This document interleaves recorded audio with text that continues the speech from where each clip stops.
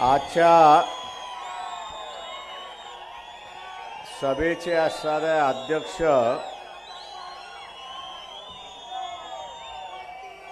जिल्ह्याचे अध्यक्ष देसाईजी, या मंचकावरती उपस्थित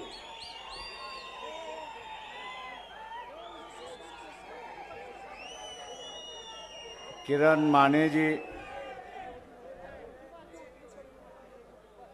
महाराष्ट्राच्या अध्यक्षा रेखाताई ठाकूर, ज्यांनी आपल्या समोर असताना मनोगत व्यक्त केले असे असणारे किसन चव्हाण, अरुण जाधव, सोमनाथ साळुंके, सातारा जिल्ह्याचे इन्चार्ज इम्तियाज, त्याच्याचबरोबर कामगार युनियनचे असणारे अध्यक्ष गणेश भिसे, आणि ज्यांनी साताऱ्यामध्ये सभा झाली पाहिजे असे अर्जवून ज्यांनी भूमिका मांडली असे असणारे महाराष्ट्र मौलवी रिजवान, अध्यक्ष जमिया उलमा हिंद मौलाना जमीरजी, त्याच्याचबरोबर तौफिकजी, अल्लाबाई शिलस्कार, आणि ज्यांनी मराठी मुसलमानांचा असणारा प्रश्न मांडला ते असणारे शेख सुभान अलीजी, सन्मानित व्यासपीठ, उपस्थित बंधूंनो आणि भगिनींनो,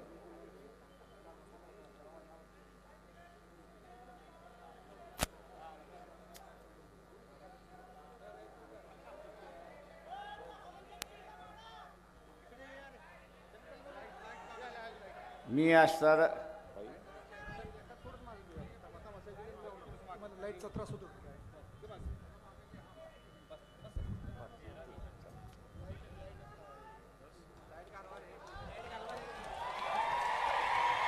उपस्थित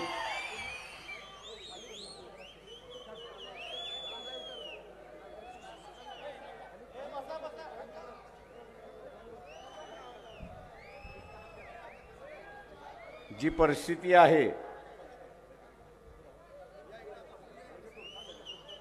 त्या परिस्थितीचं असणारं वर्णन आता नव्यानं करण्याची गरज नाही. सातारा असेल, सांगली असेल, कोल्हापूर असेल, सोलापूर असेल, हा भाग जो आहे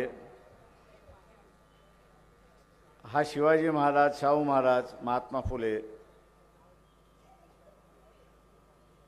यांच्या नावाने ओळखले जातो.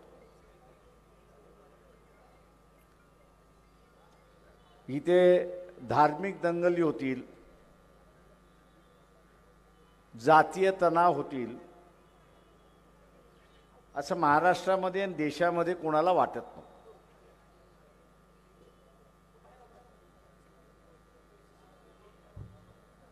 कारण का या भूमीमधनं जो विचार निघाला तो देशभर गेला.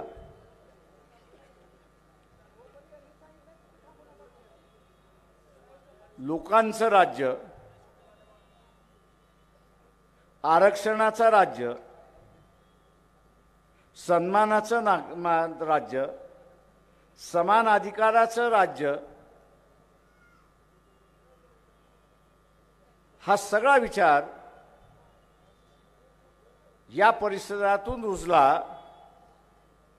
आणि म्हणून उरलेल्या ठिकाणी दंगली होतील पण या ठिकाणी दंगली होणार नाही असं सगळ्यांचा समज होता. तो आता तुटला अशी असणारी परिस्थिती आहे. याच्या पाठीमागचं राजकारण आपण बघितलं पाहिजे.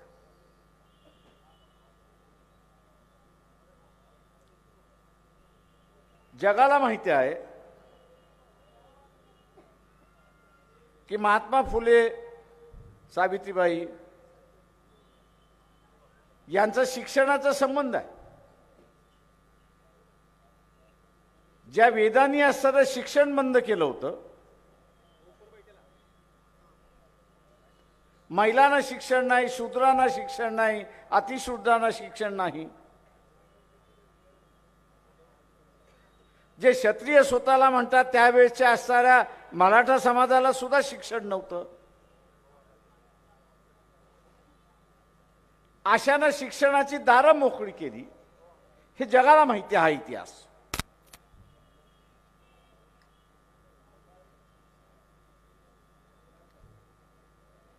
सावित्रीबाईंवरती असणारं एक नवीन पिक्चरही कदाचित महिन्या 2 महिन्यामध्ये निघेल. चांगला आहे.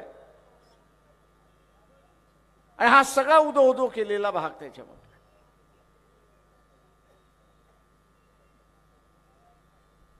इथे विचारांच्या लढाईला सुरुवात झाली.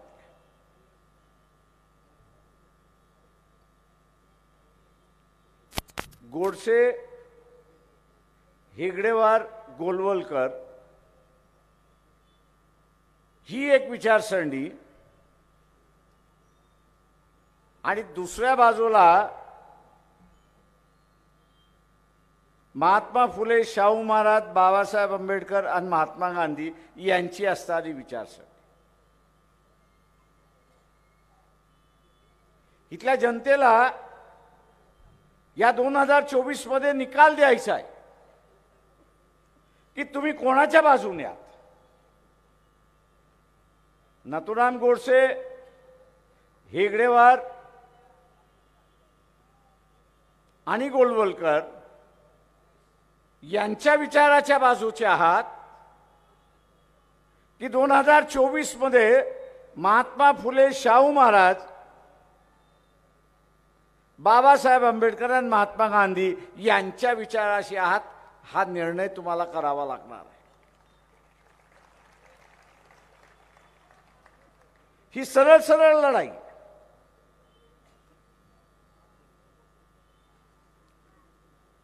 ही कुठली लपलेली लढाई नाहीये. जो इतिहास, संस्कृतीचा इतिहास असेल, समाजाचा इतिहास असेल, एकमेकाच्या धर्माचा आदर करणारा असणारा इतिहास, मग इथे संतांनी सांगितलेल्या माध्यमातून तो उद्ध्वस्त करायचा.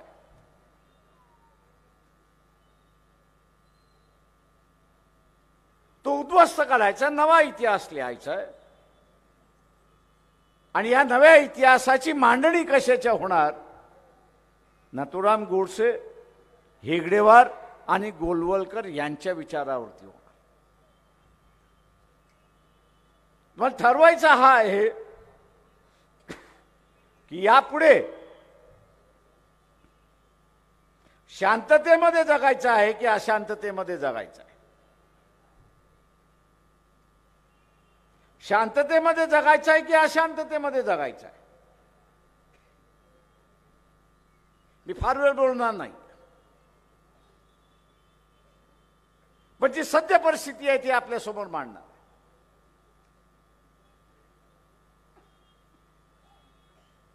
ज्यांना असं वाटतं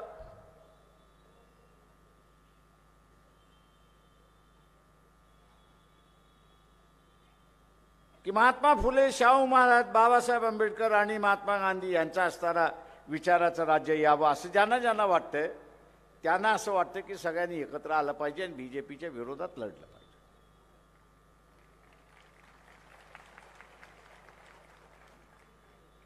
पण मुसलमान जसा शब्द वापरतो जालिम,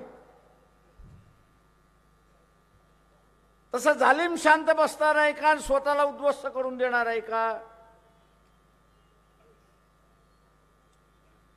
तर जालिम हा काही शांत बसणार नाही, सैतान हा काही शांत बसणार नाही.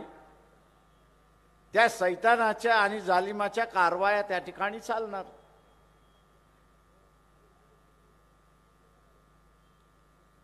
आणि या जालिमाच्या आणि सैतानाच्या कारवाया काय चालणार? ते यांना एकत्र येऊ द्यायचं नाही.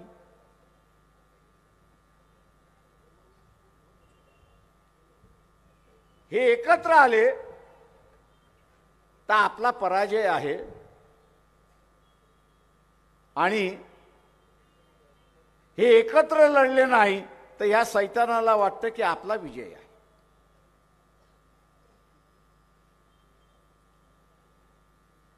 आणि हे सैतान कोण आहे? तर RSS BJP हे सैतान आहे. मोदी हे त्याच्यातलं.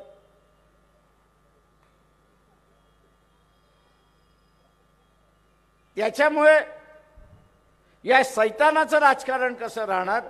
तर बापात बाप ठेवायचा नाही आणि लेकात लेख ठेवायचा नाही.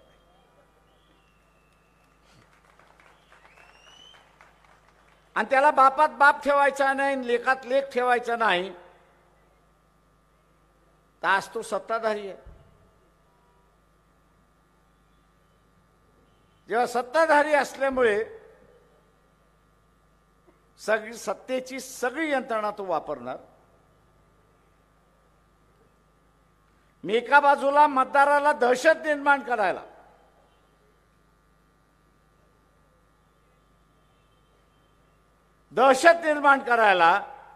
आणि दुसऱ्या बाजूला जेलमध्ये टाकायला.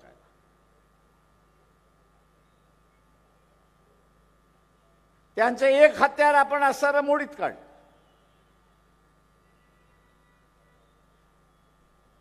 जी 5 महत्वाची हिंदू समाजाची मंदिरं आहेत, आस्था आहे, एकावरती बॉम्ब टाकून द्या.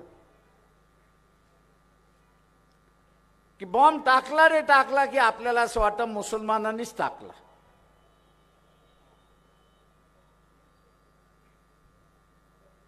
बॉम्ब आणि मुसलमान हा असताना जुळलेला आहे, आपल्या डोक्यात फिट झालेला आहे.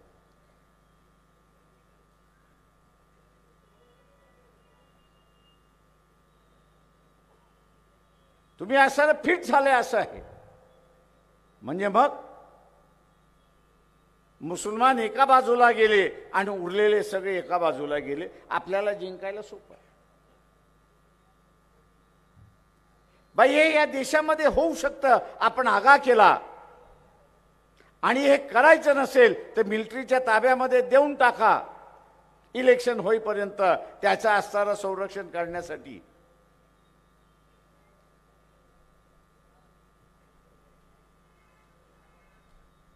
संरक्षण करण्यासाठी मिलिटरीला देऊन टाका म्हटल्यानंतर एक हत्यार त्यांचं आपण काढून घेतलं. असे अनेक हत्यार आहेत. नवीन एक काढून घेतलं म्हणून जिंकला असं नाही. आता हे जे एकत्र यायचं नाही त्याचं कारण असं, महाराष्ट्र विकास आघाडीची सत्ता जाऊन किती महिने झाले? किती महिने झाले? 14 महिने झाले. आता ह्या 14 महिन्यामध्ये या तिघा पक्षांना लोकसभेच्या जागा वाटून घेण्याचा वेळ मिळाला नाही. वेळ मिळाला नाही हे कारण आहे की प्रत्येकाला असणारा संदेश गेला, राजे हो सीटों का अगर बंटवारा हो गया, ऐलान होने के पहले तिहाड़ जेल में होंगे. बे तुमचं वाटप झालंय असं आम्हाला कळालं, तुम्हाला आम्ही तिहाड़ जेलमध्ये बंद केलं.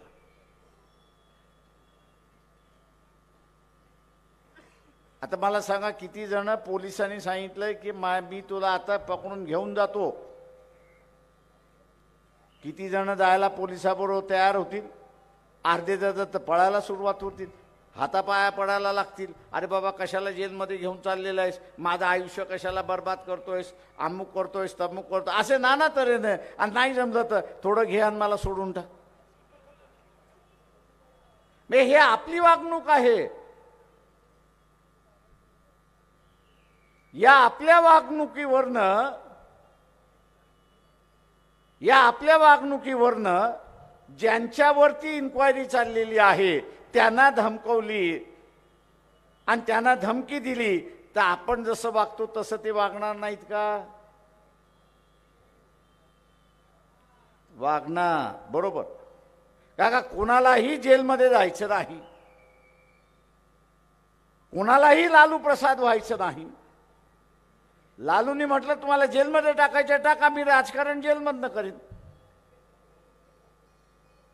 पण मी तुमच्या समोर झुकणार नाही. मी तुमच्या समोर झुकणार नाही. तो माणूस झुकला नाही. पण आता जे असणारा एनडीए मध्ये आहेत, महाराष्ट्र विकास आघाडीमध्ये आहेत, किती जण असे आहेत की लालू प्रसाद सारखे आहेत. मला ते दिसत नाही, कच्चे लिंबू दिसतात, ते लुडकणारे लिंबू त्या ठिकाणी दिसत आहेत. आणि हे लुडकायला लागले की सैतानाचा खेळ यशस्वी झाला हे आपण लक्षात घ्या. आता वंचित बहुजन आघाडीच म्हणा ना, कित्येक वेळा सांगते अरे बाबा आम्ही तुमच्याबरोबर यायला तयार आहोत, आम्हाला घ्या, नाही घेणार.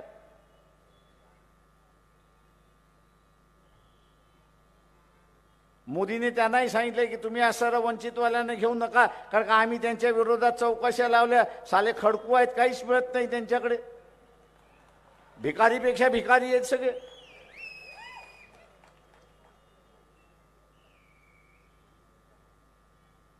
आणि म्हणून ह्यांना आम्हाला अडकवता येत नाही. हे जर इंडियाच्या आघाडीमध्ये गेले तर मोदीला तासल्याशिवाय राहणार नाही लोकांसमोर. आणि मोदीचं राजकारण जे आहे आज एकच चाललंय, आज एकच चाललेलं आहे की तो जे सांगतोय तेवढंच, उरलेलं कोणी सांगायला तयार नाही. मी आजच दुपारच्या असणाऱ्या प्रेस कॉन्फरन्समध्ये म्हटलं की त्या न्यूज ट्रॅकला तुम्ही पकडलं याचं कारण की त्याला चायनाकडून पैसे आले. अरे नालायक मोदी, पहिल्यांदा एक सांग की गलवान ज्यावेळेस झाला त्यावेळेस चायनाकडून तू पैसे घेतलेस की नाही याचा खुलासा कर.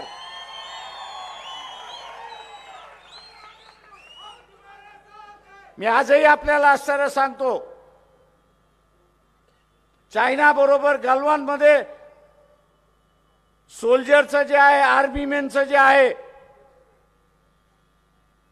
हातातील लढाई ज्यावेळेस झाली त्याच्या 4 दिवसाच्या नंतरचं वर्तमानपत्र काढा आणि 4 दिवसाच्या वर्तमानपत्रानंतर मोदीला चायनाने पैसे दिले. या बातम्या आहेत, हे आपण असं लक्षात घ्या.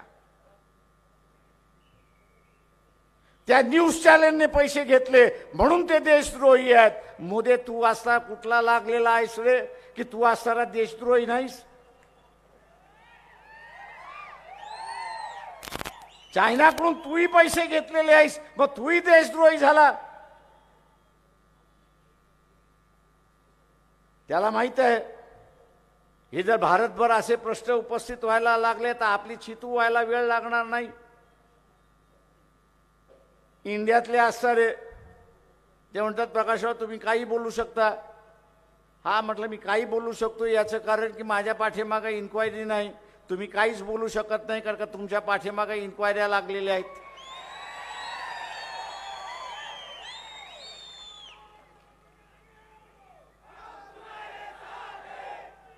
आणि म्हणून उद्याच्या ह्याच्यामध्ये इंडियाची युती झाली, फार चांगलं आहे.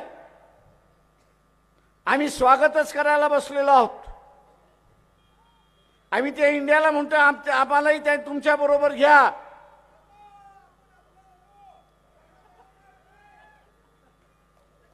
आम्हाला जाण्याची गरज आहे, तुझा विचार तुझ्याकडेच ठेव.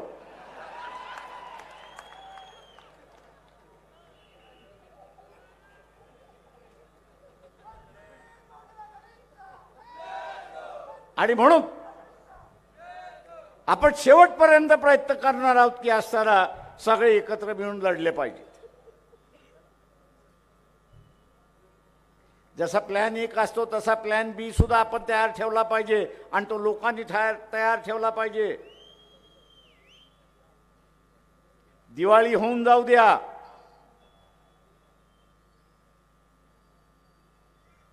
की मेलेला हिटलर पुन्हा ह्या देशामध्ये जिवंत होईल हे आपण लक्षात घ्या. कोणाकोणाकडे असणारा अँड्रॉइड फोन आहे त्यांनी हात वरती करा.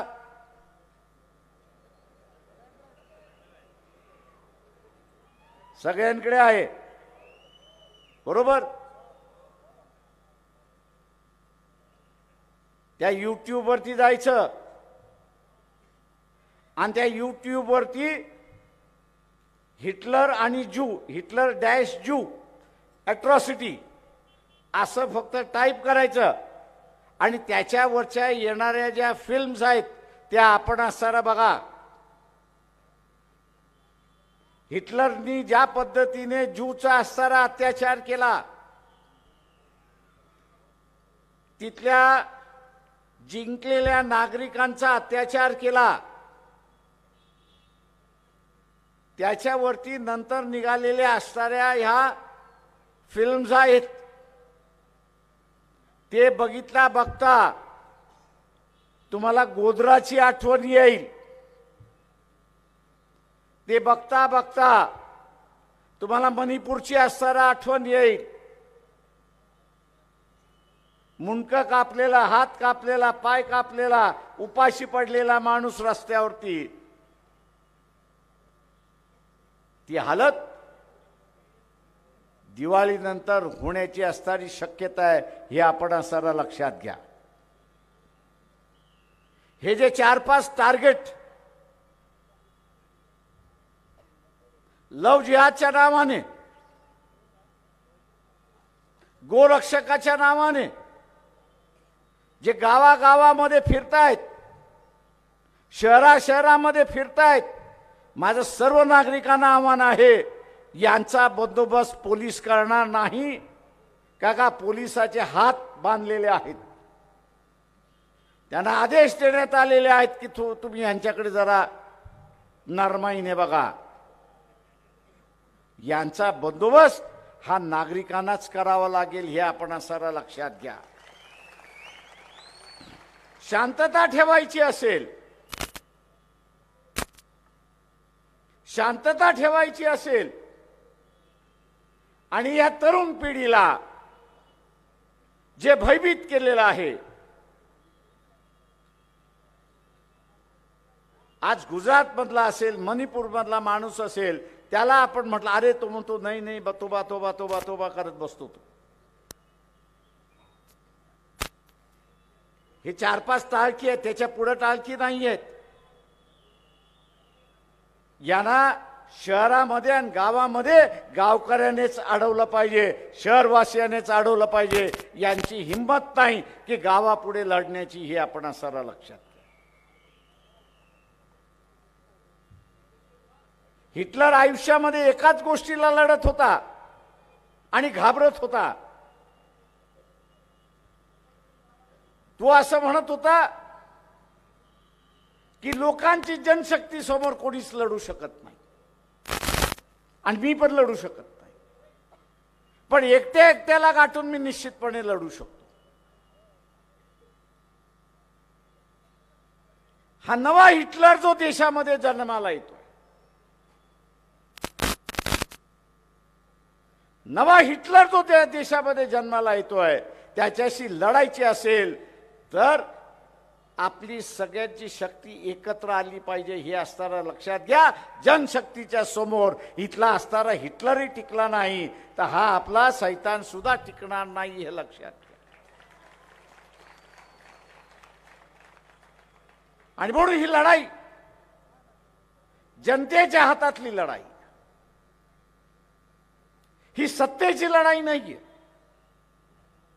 ही या देशामध्ये उद्या कोणाच्या विचाराचं सरकार चालेल याची असणारी लढाई आहे. एका बाजूला नथुराम गोडसे, एका बाजूला असणारा हेगडेवार, गोलवलकर असा विचारसरणी, आणि दुसऱ्या बाजूला महात्मा फुले, शाहू महाराज, बाबासाहेब, महात्मा गांधी असा विचारांचा लढा आहे. पुढचा लढा, पुढची व्यवस्था कशी राहणार हा त्याच्यातला भाग. महात्मा गांधींना गोळ्या का घातल्या? RSS वाले, मोहन भागवत माझ्या बरोबर या व्यासपीठावरती या, वाद विवाद आपण असारा करू. तुम्ही असं म्हणताय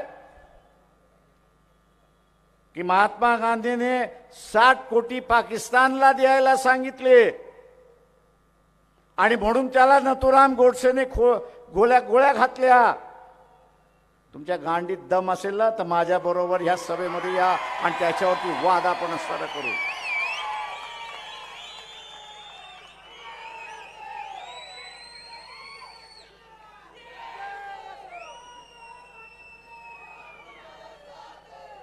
महात्मा गांधींचा असणारा जो आग्रह होता तो ओबीसीने लक्षात घ्या.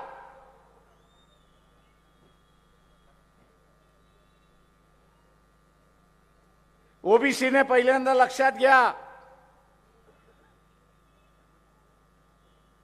की महात्मा गांधींना गोळ्या घातल्या या 60 कोटीसाठी नाही. महात्मा गांधींना एक वेळा नाही तर 5 वेळा गोळ्या घालण्याचा प्रयत्न झाला. आणि तो कशासाठी झाला तर सवर्णाच्या हातामध्ये तो तिरंगा होता. सवर्णाच्या हातामध्ये जो तिरंगा होता तो महात्मा गांधीने गावागावामध्ये फिरत जाऊन इथल्या साऱ्या बहुजन समाजाच्या हातामध्ये दिला आणि बहुजनाची लीडरशिप ही या देशामध्ये उभी केली. या देशातल्या लीडरशिप उभं करण्याचं श्रेय कोणाचं असेल तर हे महात्मा गांधीचं, हे आपण सारं लक्षात घ्या. मग तो माळी असेल, धनगर आहे, कुणबी आहे, लोहार आहे, सोनार आहे आणि इथला पाटीलही असेल.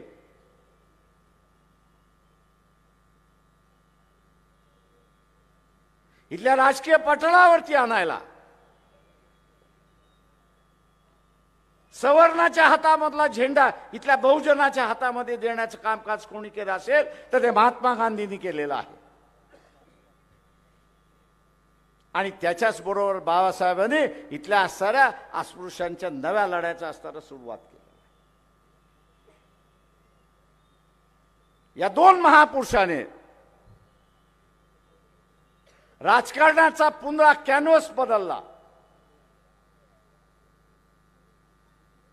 या 2 महापुरुषाने पूर्ण राजकारणाचा कॅनव्हास बदलला. सवर्णाच्या हातातला असणारा ब्रश काढून घेतला आणि सर्वसामान्य बहुजनांच्या उपेक्षितांच्या हातामध्ये असणारा दिला. हा राग होता आणि म्हणून गोळ्या घातल्या हे असणारा लक्षात घ्या.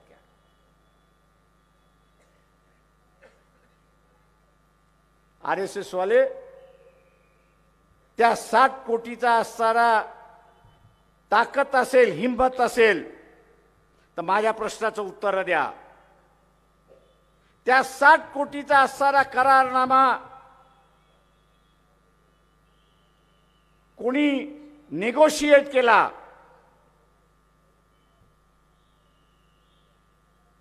तो करारनामा जो आहे भारत देशाच्या वतीने त्याचं प्रतिनिधित्व कोण करत होतं याचं नाव सांगा. त्याच्यावरती सह्या कोणी केल्या ते असणारं सांगा. हिंमत असेल तर ते असणारं सांगा. आणि RSSची त्यावेळेसची भूमिका होती की हा करारनामा लागू नाही झाला पाहिजे.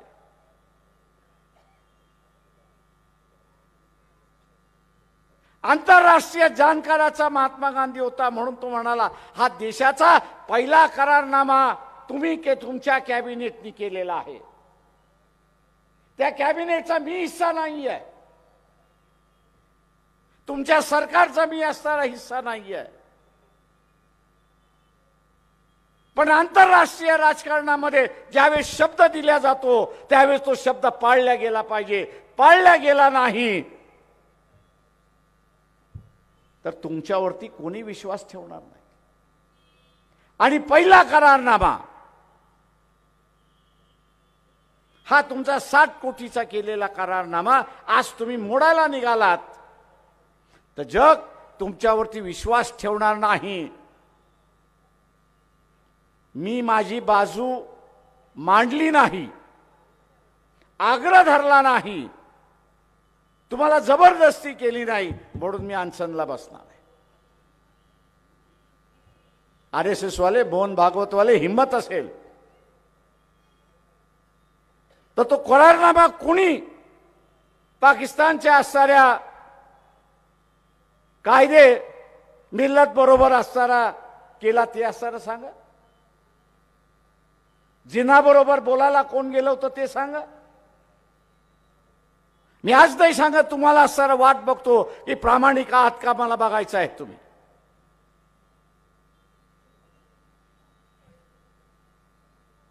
तो करारनामा कोणी केला तो असताना सांगा. तो करारनामा लागू झाला पाहिजे. का देशाचा पहिला स्वातंत्र्य मिळाल्यानंतर पहिला आंतरराष्ट्रीय करारनामा होता आणि आंतरराष्ट्रीय करारनामा हा तुम्ही लागू करणार नसाल तर यापुढे आंतरराष्ट्रीय करारनाम्यामधला तथ्य आणि विश्वास हा तुम्ही गमावलेला असेल आणि म्हणून तो लागू करा. या आग्रहासाठी महात्मा गांधी होते. मित्रो, इथं फसव्याचं राजकारण फार चालतं. फसव्याचं राजकारण फार मोठ्या प्रमाणात चालतं. खोटा बोलण्याचं राजकारण फार मोठ्या प्रमाणात चालतं. आणि म्हणून मोहन भागवत यांना असं आव्हान देतो की या त्या पाकिस्तान बरोबर झालेल्या 60 कोटीच्या करारनामा हा मी आज इथे आणून ठेवून देऊन आपण त्याच्यावरती चर्चा करू. तुम्ही खरे की आम्ही खरे याचा असणारा दूध का दूध और पाणी का पाणी होऊन जाऊ द्या एकदा तर. आणि म्हणून मित्रो, हे इलेक्शन सामान्य माणसाच्या हातामध्ये येणार. एकत्र लढले तर फार चांगलं, पण एकत्र लढले नाहीत तर असं समजू नये की त्यांना एकत्र यायचं नव्हतं. त्यांना जालिमाने एकत्र येऊ दिलं नाही हे आपण डोळ्यात त्या ठिकाणी लक्षात ठेवलं पाहिजे, डोक्यात आपण त्या ठिकाणी ठेवलं पाहिजे. आणि मी इथल्या असणाऱ्या मुस्लिम बांधवांना सांगतो, मोदीचं सरकार, RSSचं सरकार, BJPचं सरकार ठेवायचं की न ठेवायचं हे मुसलमानाच्या हातामध्ये आहे, हे पहिल्यांदा लक्षात घ्या. हे मुसलमानाच्या हातामध्ये आहे. आम्ही सगळं आपल्या आपल्या पक्षामध्ये जाऊ. इथला मराठा असेल, कुणबी असेल, लोहार असेल, सोनार असेल, तो आपापल्या पक्षामध्ये जाईल. मुसलमानाचा अजून कुठला पक्ष निर्माण झालेला नाही, त्याच्यामुळे तुम्ही मोकळे आहात.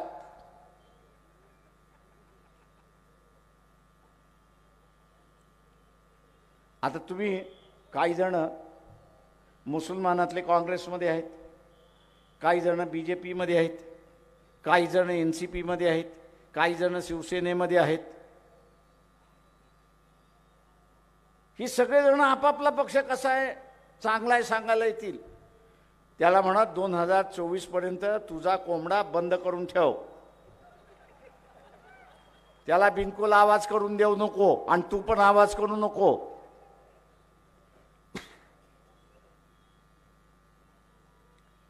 काँग्रेसचा कोंबडा असेल, NCPचा कोंबडा असेल, BJPचा कोंबडा असेल, शिवसेनेचा कोंबडा असेल, हे वेगवेगळे लढले तर त्या कोंबड्याला म्हणायचं तू आता कोंबडीसारखा खुडूक झाला पाहिजेस. या इलेक्शनमध्ये कोंबडीसारखा तू खुडूक झाला पाहिजेस. आणि मुस्लिम समाजाने 1,00,000, 1,25,00,000, 1,50,000, 2,00,000 मतदान प्रत्येक लोकसभा मतदारसंघामध्ये आहे. धनगराच्या मेंढऱ्याप्रमाणे तुम्ही चाललं पाहिजे. धनगराची मेंढरी आणि मेंढपाळ ही एका लाईनीत चालतात. तसं इलेक्शनमध्ये मतदान करताना या 5 उमेदवारांपैकी कोणाकडे जास्ती मतं आहेत, कुणाच्या हातामध्ये दूध आहे आणि ते भरलेलं दूध आहे, त्या भरलेल्या दुधामध्ये तुम्ही साखर टाकली, गोडवा येईल आणि ते ओतूनही जाईल आणि BJPला तुम्ही हरवलेलं असेल हे लक्षात घ्या. पण कंडिशन काय? कंडिशन काय? कंडिशन काय? मुसलमानांना कंडिशन काय? त्या धनगराच्या मेंढऱ्याप्रमाणे गेलं पाहिजे आणि काँग्रेसी, एनसीपी, बीजेपी, शिवसेनेतले कोंबडे झाकून ठेवले पाहिजे किंवा खुडूक करून ठेवले पाहिजेत. हे जर मुसलमानांनी केलं तर मोदी गायब झाला, आरएसएस गायब झाली हे आपण लक्षात घ्या. आणि भीतीचं वातावरण हे तुम्ही एक दिवसामध्ये बंद करू शकता अशी परिस्थिती आहे. परिस्थिती कठीण आहे. माझं मन मला एक सांगतंय पण विचार दुसरं सांगतोय. करणार काय?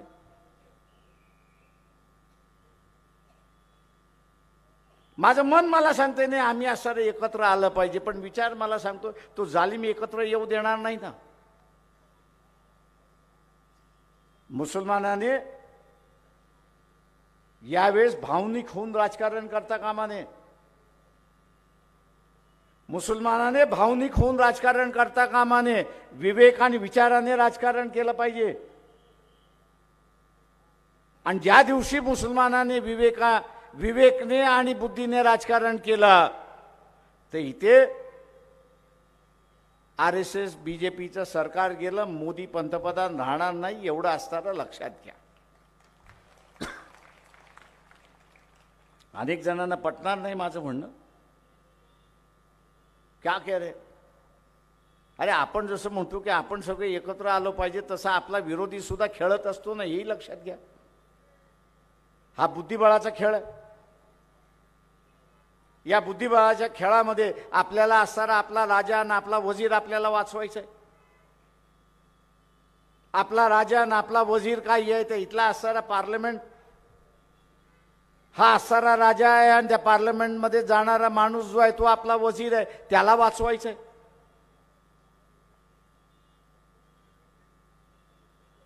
तेव्हा या इलेक्शनमध्ये बुद्धीने खेळावं लागेल. ताकदीने खेळण्याचा वेळ संपलेला आहे. शिवाजी महाराजांच्या काळामध्ये ताकदीचा वेळ होता. तलवार हातामध्ये मिळाली आणि एक स्वराज्य आपण असणारं या ठिकाणी तयार केला. ते इतिहासाची नोंद आहे. पण आत्ताचा असणारा कालखंड हा तलवारीचा कालखंड नाही. आत्ताचा असणारा कालखंड जो आहे तो बुद्धीचा कालखंड आहे, पेनाचा कालखंड आहे. काळाप्रमाणे आपल्याला असणारं वागावं लागणार आणि काळाप्रमाणे आपल्याला त्या ठिकाणी योगदान द्यावं लागतं. आणि म्हणून पटत नसलं तरी आपल्याला असणारं ते पटवून घ्यावं लागेल हे लक्षात घ्या. आता उद्या तुम्ही म्हणालात काँग्रेस आणि राष्ट्रवादी एकत्र या, नाही आले तर तुम्ही करणार काय? उद्या असणाऱ्या काँग्रेस आणि शिवसेना एकत्र आली नाही तर तुम्ही करणार काय? तो त्यांचा उमेदवार तो त्यांचा उमेदवार उभा करणार आणि मग तुम्ही बोटा मोडणार. अरे ये आपस में लड़ रहे, क्या करूं मैं? आपस में लड़ने दो उनको. आप अपनी ताकत देखो, आप अपना वजूद देखो, आप अपना हिम्मत देखिए, हौसला करिए. क्या आप निर्णय को बदल नहीं सकते? अगर आपका दिल और दिमाग ये कह रहा है कि मैं इस निर्णय को बदल सकता हूं तो मैं उसी तरीके से अपना बर्ताव करना चाहिए. और जिस दिन आपने ये किया उस दिन परिवर्तन की लहर जो है इस देश में शुरुआत होगी. ये आपको ध्यान में रखना होगा. मायूस होकर कोई राजनीति नहीं होती है. अगर जीतना है मैदान में तो बाद में जीतना होता है, पहले दिमाग में जीतना होता है. दिमाग में एक दफे जीत बैठ गई, कागजों पर और मैदान में उतारने में कोई समय नहीं लगता. अगर जीत दिमाग में ही नहीं बैठी है तो आप जीतोगे कहां से, खेलोगे कहां से? राजनीति इस वक्त जो है दो खेमे में बढ़ चुकी है. एक जो है नथुराम गोडसे, हेगड़ेवार गोलवलकर इस खेमे में बैठी हुई है और दूसरा जो है वो महात्मा फुले, शाहू महाराज, बाबा साहब अम्बेडकर, महात्मा गांधी, इनके विचारों में बैठी हुई है। दोनों में से एक रास्ता है।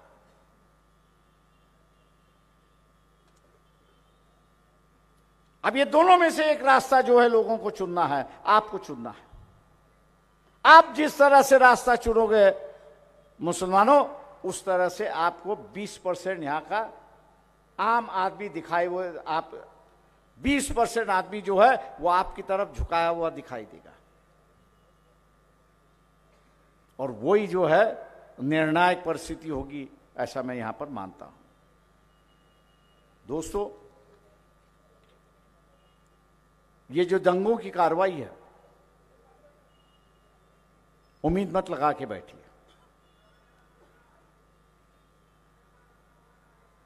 इसलिए कि अभी के जो गृह मंत्री है, उस वक्त मुख्यमंत्री थे, उनकी तरफ से सुप्रीम कोर्ट में एफिडेविट दाखिल किया कि भीमा कोरेगांव के जो 2 आरोपी है उसको हम पकड़ेंगे। एक को पकड़ा, लेकिन दूसरे को पकड़ने की हिम्मत नहीं की।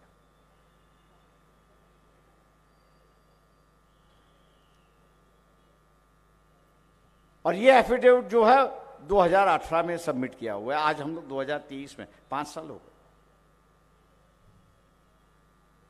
बीच में कांग्रेस की सरकार है, मैं उससे उम्मीद कर रहा था कि वो एक्शन ले, लेकिन उन्होंने कहा प्रकाश भाई थोड़े धीरे से।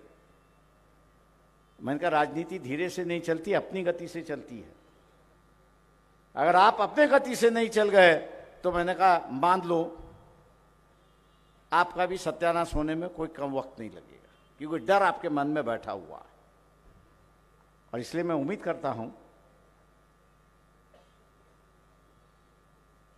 कि एक लक्ष्य बना लीजिए।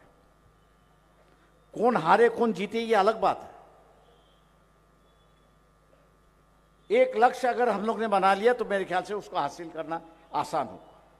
और वो लक्ष्य क्या है कि 2024 में नरेंद्र मोदी प्राइम मिनिस्टर नहीं होगा, ये लक्ष्य हम लोग ने वहां पर बनाना चाहिए। 2024 में नरेंद्र मोदी प्राइम मिनिस्टर नहीं होगा, सरकार किसकी भी आए, सेक्युलर की सरकार आए तो हम लोग तालियां बजाएंगे और आनंद उत्साह करें। और ये लक्ष्य मैं मानता हूं कि बहुत आसान है, कोई लंबा नहीं। नरेंद्र मोदी को अगर प्रधानमंत्री बनना है तीसरे बार, तो उसके पास 272 एमपीज होना जरूरी है। कितने एमपीज होना जरूरी है? आवाज नहीं आ रही। और 272 नहीं आए तो जो इकट्ठा नहीं आ रहे थे,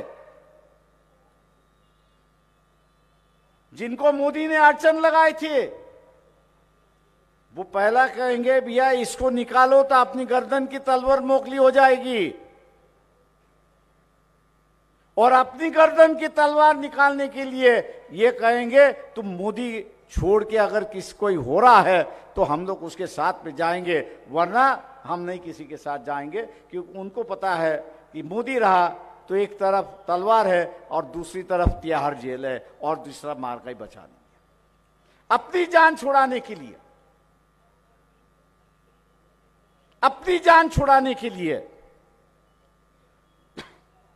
अपनी जान छुड़ाने के लिए ये भारतीय जनता पक्ष की सरकार केंद्र में नहीं आने देंगे, क्योंकि उनको अपनी हिफाजत करनी है। वो अपनी हिफाजत करेंगे और फिर आपकी हिफाजत करेंगे, ऐसी परिस्थिति है। और इसलिए मायूस जो एक डर और खौफ पब्लिकली जब मुसलमान कहता है तो कहता है मैं अल्लाह के अलावा और किसी को डरता नहीं हूं, लेकिन बैठक में अगर बैठ गया तो बोलते सर बहुत तकलीफ हो रही है, बहुत डर रहा हूं मैं। बात सही है आपकी, वैसे सरकार की ओर से बर्ताव हो रहा, डर और खौफ बैठाने की बात सरकार की चली है। लेकिन अगर हम लोग हिम्मत से चले